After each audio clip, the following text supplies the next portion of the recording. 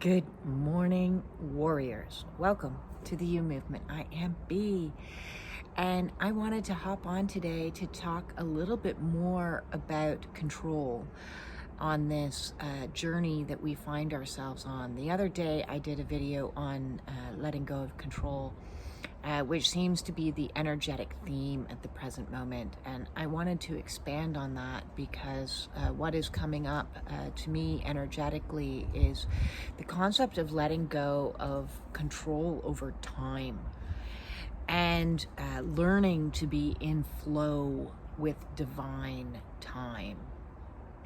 And I've joked in many videos that divine time is like island time. Things are going to happen according to divine's own information about things. They're privy, soul, your God, the universe, source, is privy to information that is above our pay grade that we don't know. And because of that, things are orchestrated for our highest and greatest good. But ego doesn't like that. Ego time is New York time, everything done in a New York minute. And when you have a lot of complex post-traumatic stress disorder, a lot of trauma that you've been dealing with, time is you have a funny relationship with time, because there is this pressure or a feeling of a rush because you need to accomplish things oftentimes because with narcissistic abuse, there's this element of, will I ever be good enough? So this quest to be good enough perpetuates outwards into this, I got to accomplish this, I got to prove myself, I got to do this, I got to do that. And the society as a whole has this whole attitude towards direct, immediate gratification. We want things now. We want to feel good now. We want short info bites. We don't want to wait around for a long thing. And it's funny because on this journey, so many people have said to me, you need to make your videos shorter. You need to go under 30 seconds. You need to go under 15 minutes. They're putting all these timelines on what I need to do. And I keep responding the same way, which is those that want to hear the messages that I have to give are going to listen to the video. And if they need to pause it because they're not getting all of it info bited into a 30-second clip, then I'm not the person for them. I'm here to give you full messages, and that may take a little bit more time. And I even struggled with that myself of, well, if that's what people are telling me what I need to do, that's what I need to do. And so I had to let go of that expectation and let go of the expectations of immediate gratifications. On this journey, whether it be a twin flame situation or a spiritual awakening, a Kundalini awakening, there is this urge to want to get to this finish line. I want to rush my healing. I want to rush to get to union, whatever union looks like for you. Union with self, union with source, union with mission. I want to be in mission now. Union with soul family, union with divine partnership. Once I get to those things, I'll have made it. So there's a rush. I'm going to heal as fast as I can. And listen, I 100% put my hands up that patience has never been one of my strong suits. And I absolutely wanted to rush the healing and rush into all these aspects of union. And rush into the, okay, yeah, I can sit back now and say, and pat myself on the back and say that I've made it. And the problem with that is you're always chasing your tail. You're always chasing, and as long as you're in the energy of chasing, and whatever it is that you're chasing, you're never in flow with divine time. You're always at odds. So it's kind of like a salmon swimming upstream the wrong way. You're not going with the flow of things. You'll exhaust yourself out. You'll create burnout. And there is a spiritual burnout, and I've done a video on spiritual burnout.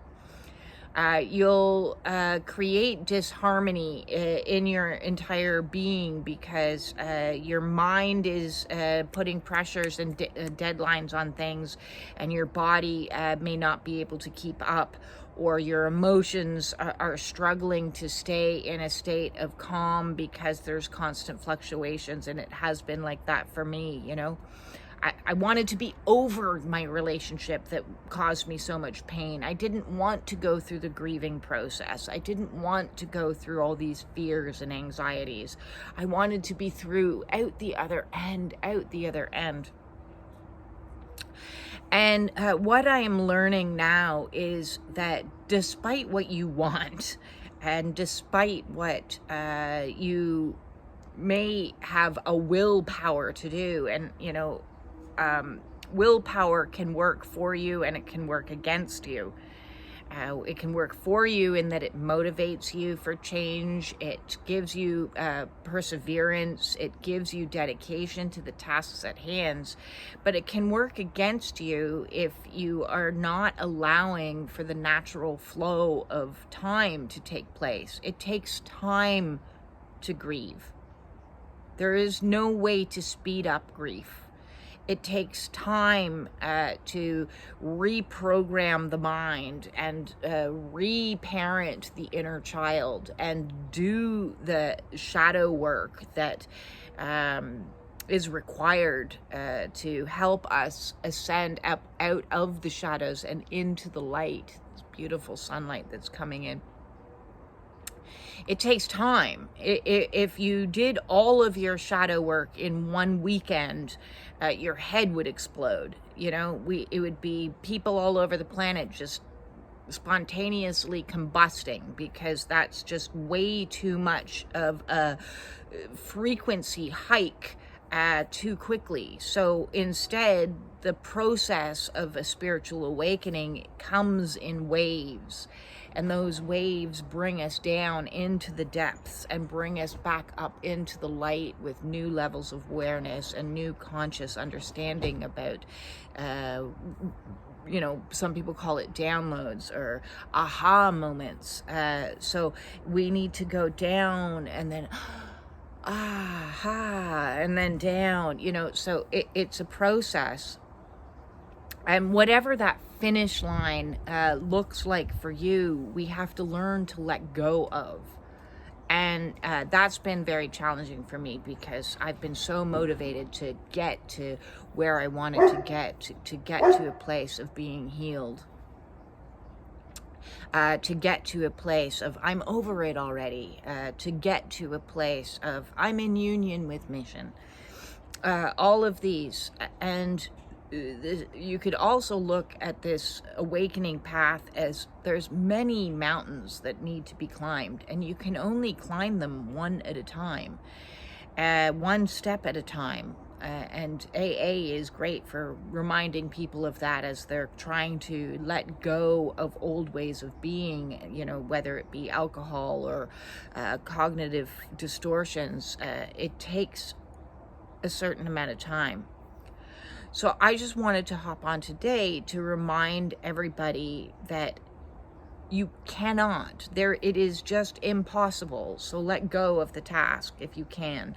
It is impossible to speed up destiny. If you are destined to meet somebody or have some situation at a specific time in a specific place, it doesn't matter how fast you run, spirit is going to delay you from getting there. And so then you're like, I'm so frustrated because I'm getting delayed one after another. And this legal battle that I'm in has been a masterful teacher, one I have not enjoyed at all.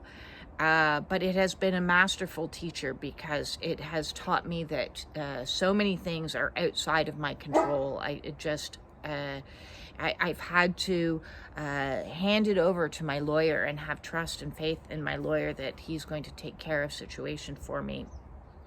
And I have to trust in the system that it's going to eventually pan out one way or another. There's been one delay after another delay, and I've been, come on, we got to get this done. We got to get this done. And all of a sudden now I'm seeing, oh, some of these delays are actually working for my highest and greatest good.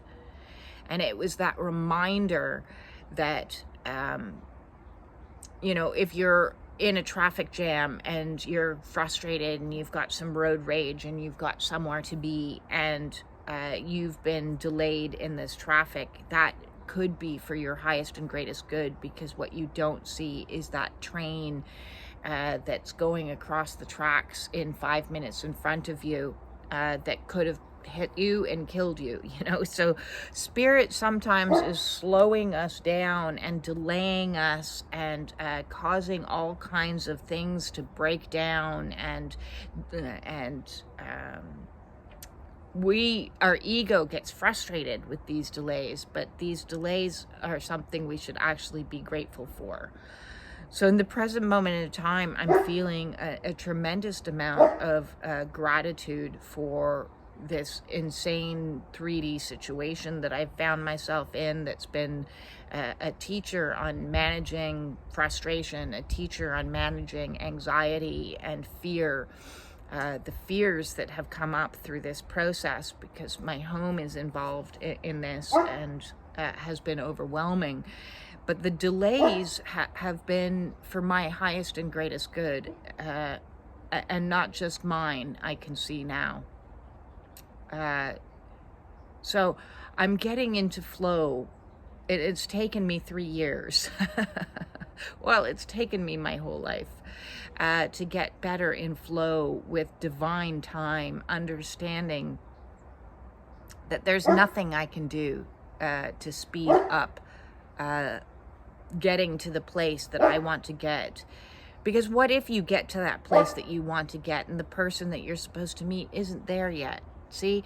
So there's so many puzzle pieces at place. You just have to learn. And hey, it's very tricky, but learning to have trust that it's all working out for you in your highest and greatest good. You just can't see it. You just can't see it. You can't see the blessings sometimes until way after the fact, and you realize, oh, there's some real magic. There's some real miracles that are taking place when it comes to divine time. So if you're struggling with divine time, you're not the only one.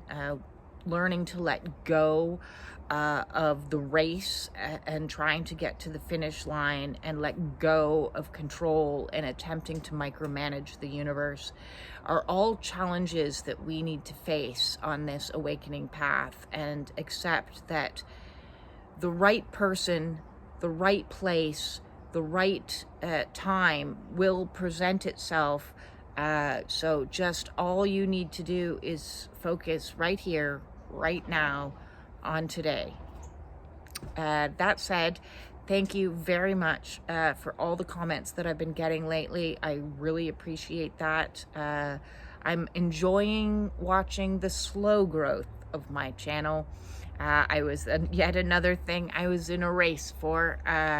Everything will happen when it is meant to, and how it is meant to, and I have faith in that, and I'm feeling exceptionally blessed today to finally find a little bit of peace in time, or timelessness, because I'm just going to do one thing as it comes, and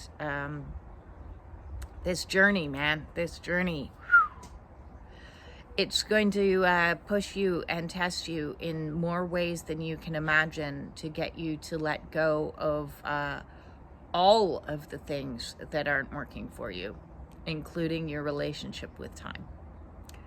So, peace out.